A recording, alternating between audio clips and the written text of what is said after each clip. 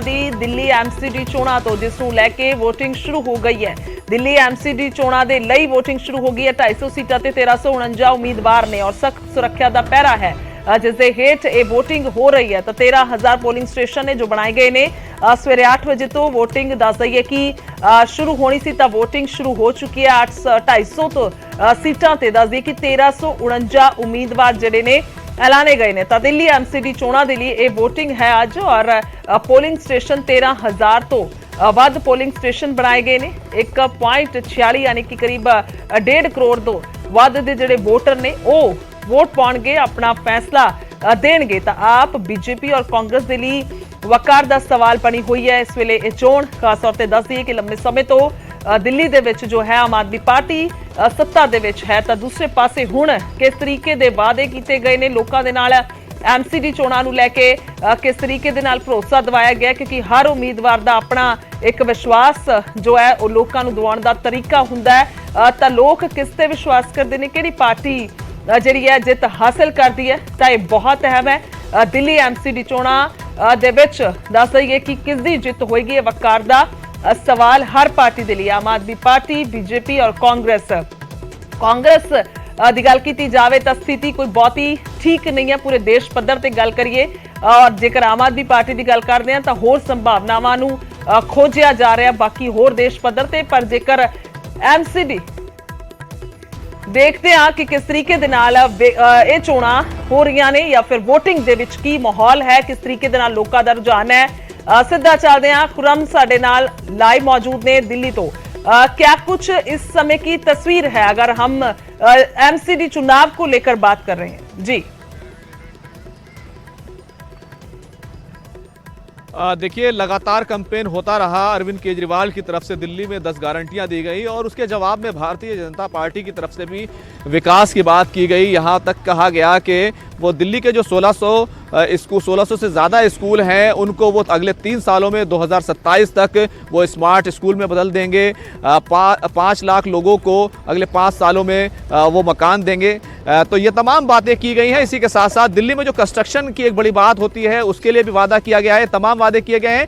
लेकिन इसी के साथ साथ जो अरविंद केजरीवाल की तरफ से कहा गया और बड़ा मुद्दा बनाया गया कि यहाँ पर जो कूड़े के पहाड़ हैं अलग अलग दिल्ली के जो इलाकों में 3 जो कूड़े के पहाड़ हैं उनको वो साफ करेंगे। तो दोनों तरफ से बड़ी कोशिशें होती रही। इस वक्त मैं वार्ड 188 शाहीन बाग के इलाके में हूँ और आप देख सकते हैं कि ये पोलिंग स्टेशन है, मौलाना अबुल कलाम आज़ाद के नाम से ये पोलिंग स्टेशन है और यहाँ पर VOTIंग शुरू हो चुकी है। हालांकि अभी बहुत ज़्यादा वोटर्स की लंबी लाइनें नहीं लगी हैं, लेकिन जो सुरक्षा के इंतजाम हैं वो यहाँ पर साफ तौर पर दिखाई दे रहे हैं। आप देखिए कि अंदर जो छोटी छोटी लाइनें हैं वो आपको दिखाई देंगी, क्योंकि जो वोटर्स हैं वो पहले ही यहाँ पर आ गए थे।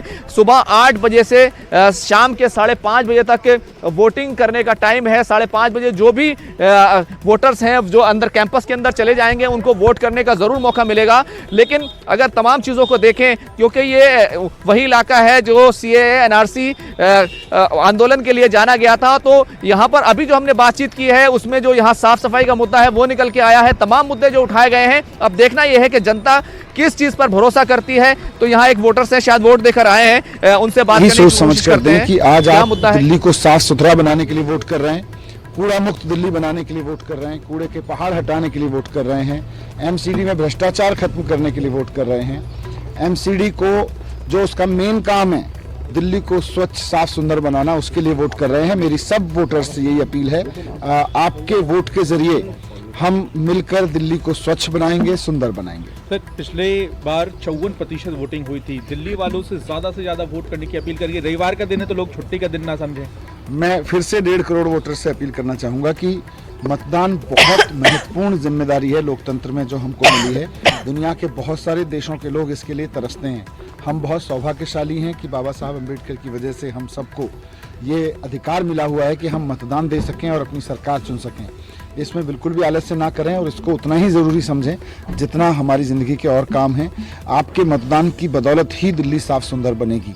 एक और सर बदलाव है, परिसीमन के बाद ये पहला चुनाव है दिल्ली। परिसीमन इन्होंने भारतीय जनता पार्टी ने कराया, लेकिन मुझे लगता है कि इन सब के बावजूद आज दिल्ली मन बना चुकी है कि जो कूड़ा उनकी गलियों में दिखता है, जो कूड़े के पहाड़ दिखते हैं, सब पर इस बार झाड़ू चलाएगी दिल्ली। 272 से 250 सीट हो जाना नुकसान देख रहे हैं आप?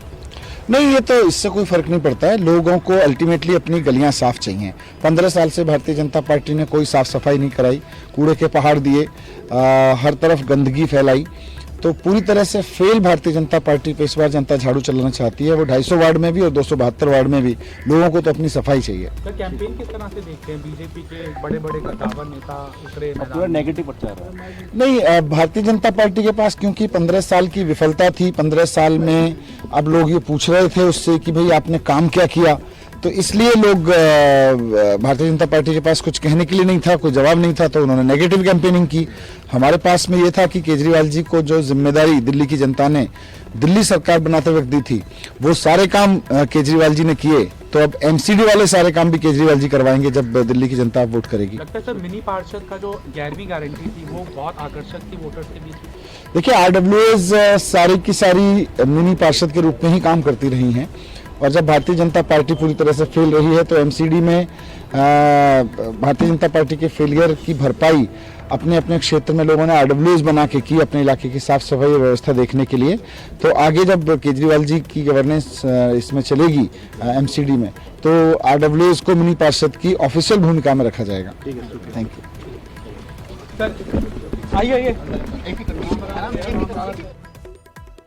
लगातार आ रहे हैं, हालांकि सुबह का वक्त है, लेकिन इस सब के बावजूद वोटर बड़ी तादाद में निकल रहे हैं। प्रभजोत,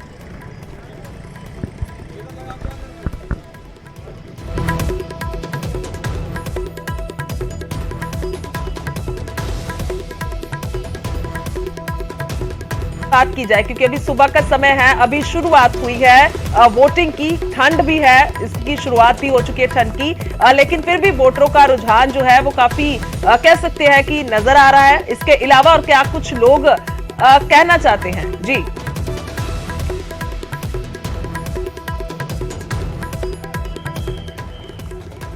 क्या आपको आवाज आ रही है?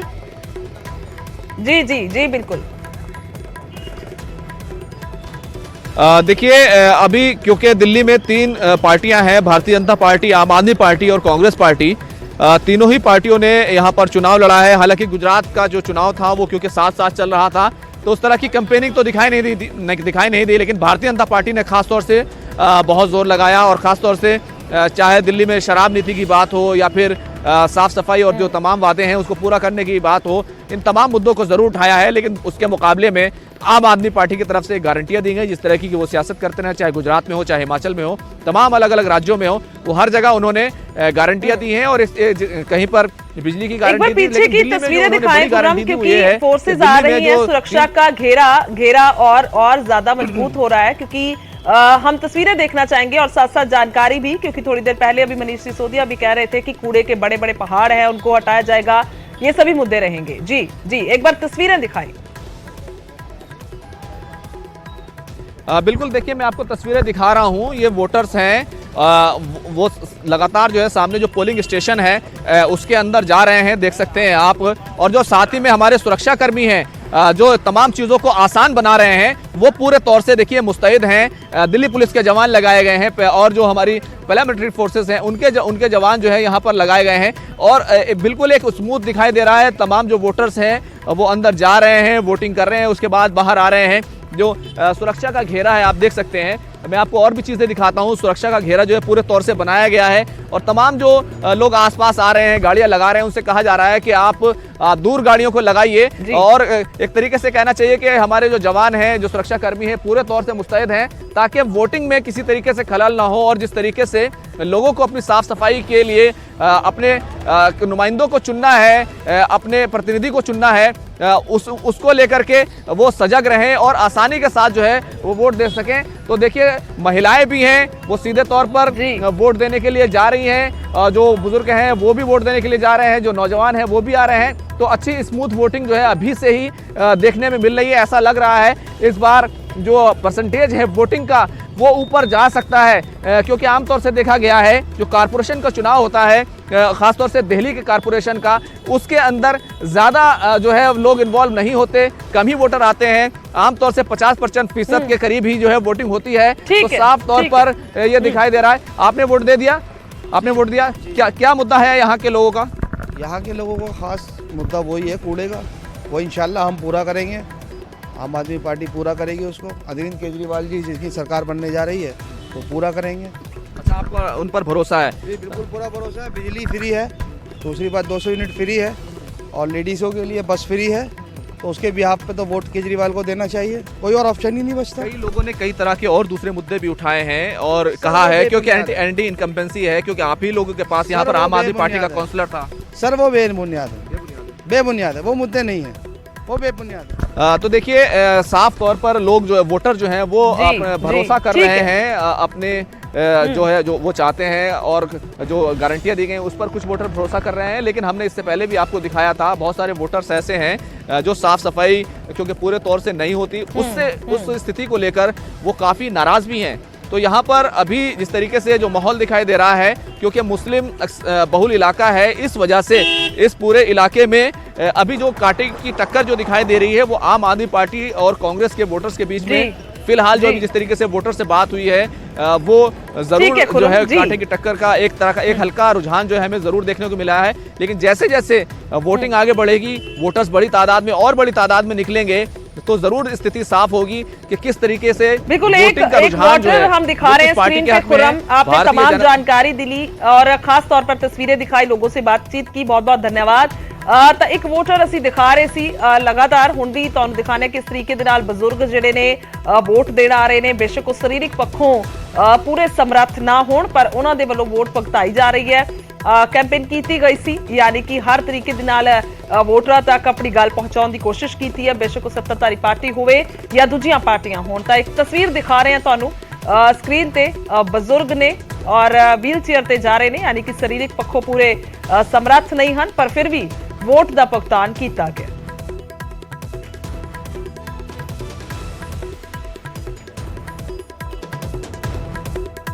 ਅੱਗੇ ਵਧਾਂਗੇ ਤਾਂ ਪੰਜਾਬ ਦੇ ਵੱਲ ਰੁਖ ਕਰਦੇ ਹਾਂ। ਸਰਹੱਦ ਤੇ ਫਿਰ ਤੋਂ ਡਰੋਨ ਨਜ਼ਰ ਆਇਆ। ਤਰਨਤਾਰਨ ਦੇ ਖੇਮਕਰਨ ਦੇ ਵਿੱਚ ਡਰੋਨ ਵਿਖਿਆ। ਪਾਕਿਸਤਾਨ ਦੇ ਵਾਲੇ ਪਾਸਿਓਂ ਦੱਸ ਦਈਏ ਕਿ ਡਰੋਨ ਆਇਆ। BSF ਜਵਾਨਾਂ ਦੇ ਵੱਲੋਂ ਡਰੋਨ ਤੇ ਫਾਇਰਿੰਗ ਕੀਤੀ ਗਈ ਹੈ। BSF ਨੇ ਇਲਾਕੇ ਦੇ ਵਿੱਚ ਪੂਰਾ ਸਰਚ ਆਪਰੇਸ਼ਨ ਚਲਾਇਆ। ਤਾਂ ਇਹ ਤਰੀਕਾ ਕਹਿ ਲਈਏ ਕਿ ਵੱਖ ਸਮੇਂ ਤੋਂ, ਲੰਮੇ ਸਮੇਂ ਤੋਂ ਅਪਣਾਇਆ ਜਾ ਰਿਹਾ ਹੈ। ਗੁਆਂਢੀ ਮੁਲਕ ਦੇ ਵੱਲੋਂ ਡਰੋਨ ਦੇ ਜ਼ਰੀਏ ਹਥਿਆਰ ਔਰ ਨਸ਼ਾ ਜੋ ਹੈ ਉਹ ਸਪਲਾਈ ਕੀਤਾ ਜਾਂਦਾ ਹੈ। ਤਾਂ ਉਸ ਨੂੰ ਲੈ ਕੇ ਹੁਣ ਇਹ ਕਾਰਵਾਈਆਂ ਜਿਹੜੀਆਂ ਨੇ ਉਸ ਨੂੰ ਨਾਪਾਕ ਕੀਤਾ ਜਾਂਦਾ, ਯਾਨੀ ਕਿ ਡੇਗ ਲਿਆ ਜਾਂਦਾ ਡਰੋਨ। ਸੋ ਸਿਧਾਰਥ ਅਰੋੜਾ ਫੋਨ ਲਾਈਨ ਤੇ ਨੇ। ਸਿਧਾਰਥ, ਕੀ ਕੁਝ ਜਾਣਕਾਰੀ ਹੈ ਤਾਜ਼ਾ ਡਰੋਨ ਨੂੰ ਲੈ ਕੇ? ਦੀ ਗੱਲ ਕੀਤੀ ਤਾਂ ਲਗਾਤਾਰ ਜਿਹੜੀ ਹੈ ਪਾਕਿਸਤਾਨ ਵਾਲੇ ਪਾਸੇ ਜਿਹੜਾ ਡਰੋਨ ਲਗਾਤਾਰ ਇਸੇ ਬਟਾਲੀਅਨ 101 ਬਟਾਲੀਅਨ ਦੇ ਵਿੱਚ ਖੇਮਕਰਨ ਸਾਈਟ ਵਿੱਚ ਘੁਸਪੈਠ ਕਰ ਰਿਹਾ ਹੈ। ਕਈ ਵਾਰੀ ਜਿਹੜੀ ਹੈ ਹੀਰੋਇਨ ਜਿਹੜੀ ਹੈ ਰਿਕਵਰ ਹੋਈ ਹੈ। ਪਹਿਲਾਂ 7 ਕਿਲੋ ਹੀਰੋਇਨ ਫੜੀ ਗਈ, ਉਸ ਤੋਂ ਬਾਅਦ ਜੇ ਗੱਲ ਕੀਤੀ 5 ਕਿਲੋ ਹੀਰੋਇਨ ਜਿਹੜੀ ਹੈ ਰਿਕਵਰੀ ਹੋਈ ਹੈ। ਹੁਣ ਵੀ ਇਸੇ ਤਰੀਕੇ ਨਾਲ ਡਰੋਨ ਜਿਹੜਾ ਰਾਤੀ 2:30 ਵਜੇ ਜਿਹੜਾ ਸਰਹੱਦ ਤੇ ਜਿਹੜਾ ਦਾਖਲ ਹੁੰਦਾ ਹੈ, ਜਿਸ ਤੋਂ ਬਾਅਦ BSF ਦੇ ਜਵਾਨ ਜਿਹੜੇ 101 ਬਟਾਲੀਅਨ ਦੇ ਜਵਾਨ ਨੇ ਉਹਨਾਂ ਵੱਲੋਂ ਫਾਇਰਿੰਗ ਕੀਤੀ ਜਾਂਦੀ ਹੈ ਅਤੇ ਡਰੋਨ ਜਿਹੜਾ ਹੈ ਹਾਲਾਂਕਿ ਪਾਕਿਸਤਾਨ ਵਾਲੇ ਪਾਸੇ ਵਾਪਸ ਨਹੀਂ ਗਿਆ ਔਰ ਇਲਾਕੇ ਦੇ ਵਿੱਚ ਕੇ ਬੈਰੀਅਰ ਜਿਹੜੀ ਚੈੱਕ ਪੋਸਟ ਹੈ ਉੱਥੇ ਜਿਹੜਾ ਡਰੋਨ ਦੇਖਿਆ ਗਿਆ ਸੀ। ਤਾਂ ਉਸ ਤੋਂ ਬਾਅਦ ਜਵਾਨਾਂ ਵੱਲੋਂ ਫਾਇਰਿੰਗ ਕੀਤੀ ਗਈ। ਹਾਲਾਂਕਿ ਜਿਹੜਾ ਡਰੋਨ ਹੈ ਵਾਪਸ ਨਹੀਂ ਗਿਆ ਔਰ BSF ਦੇ ਤੇ ਪੁਲਿਸ ਵੱਲੋਂ ਜਿਹੜਾ ਇਲਾਕੇ ਦੇ ਵਿੱਚ ਸਰਚ ਆਪਰੇਸ਼ਨ ਜਾਰੀ ਹੈ। ਲਗਾਤਾਰ ਸਵੇਰ ਤੋਂ ਜਿਹੜੀਆਂ ਨੇ ਟੀਮਾਂ ਜਿਹੜੀਆਂ ਨੇ ਉੱਥੇ ਲੱਗੀਆਂ ਹੋਈਆਂ ਨੇ। ਹਾਲਾਂਕਿ ਜੇ ਗੱਲ ਕੀਤੀ ਜਾਵੇ ਤਾਂ ਪਾਕਿਸਤਾਨ ਜਿਹੜਾ ਹੈ ਆਪਣੀਆਂ ਨਾਪਾਕ ਹਰਕਤਾਂ ਤੋਂ ਜਿਹੜਾ ਨਹੀਂ ਰੁਕ ਰਿਹਾ। ਜੀ ਠੀਕ ਹੈ सिद्धार्थ, धन्यवाद है तमाम जानकारी के लिए, शुक्रिया। तो नापाक साजिश फिर तो हुई है, ड्रोन फिर तो नजर आया। उधर जंगलात घोटाले दे विच मुलजम साबका मंत्री धर्मसोत दी जमानत के खिलाफ सुप्रीम कोर्ट पहुंची है विजिलेंस ने सुप्रीम कोर्ट दे विच SLP दायर की है। पंजाब सरकार की प्रवानगी तो बाद SLP दायर की गई है। 5 सितंबर ਨੂੰ ਦੱਸਦੀ ਕਿ ਧਰਮਸੋਤ ਨੂੰ ਜ਼ਮਾਨਤ ਮਿਲੀ ਸੀ।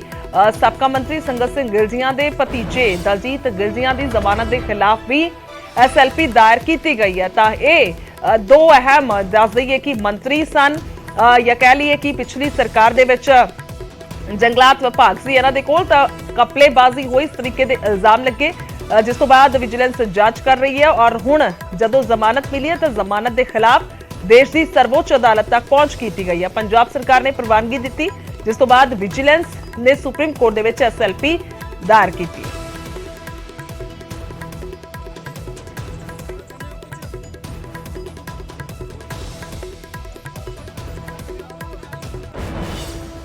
ਉਧਰ AIG ਆਸ਼ੀਸ਼ ਕਪੂਰ ਦੇ ਖਿਲਾਫ ਚਲਾਨ ਪੇਸ਼ ਹੋਇਆ। ਵਿਜੀਲੈਂਸ ਨੇ ਮੋਹਾਲੀ ਕੋਰਟ ਦੇ ਵਿੱਚ ਚਲਾਨ ਪੇਸ਼ ਕੀਤਾ ਹੈ।